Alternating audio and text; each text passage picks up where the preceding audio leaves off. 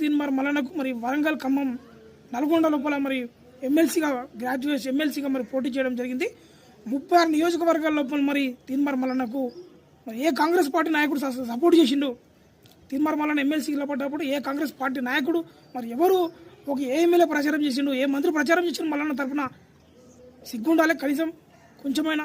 తీన్మార్ మల్లన్న తన స్వశక్తితోటి తనకున్నటువంటి టీం బలంతో గెలిచిండు తప్ప ఏ ఒక్క నాయకుడు, రాజకీయ నాయకుడు తీన్మార్ మల్లన్నకు సపోర్ట్ చేయలేడు. కాంగ్రెస్ పార్టీ మల్లన్నకు సపోర్ట్ చేయలేదు. ఆ రోజు మల్లన్న దగ్గర నుండి చూసినటువంటి వ్యక్తులం మల్లన్న ఎంతో బాధపడ్డాడు. మల్లన్న ఎలక్షన్ లోపల, కౌంటింగ్ లోపల విధంగా మల్లన్న ఓడిపోయే అవకాశాలు ఉన్నాయని అడిగినటువంటి మంత్రులు ఉన్నారు మీ పార్టీ లోపల. ఈరోజు నిజంగా తీన్మార్ మల్లన్న ఈరోజు నిజంగా కాంగ్రెస్ పార్టీ మరి అగ్రనేత రాహుల్ గాంధీ ఇచ్చినటువంటి విషయం లోపల తీన్మార్ మల్లన్న మాట్లాడిన తప్పి ఏ రోజు అద్దు మీరి మరి పార్టీ డెడ్లైన్ దాటి మాట్లాడుతుందని చెప్పేసి చెప్తా ఉన్నారు.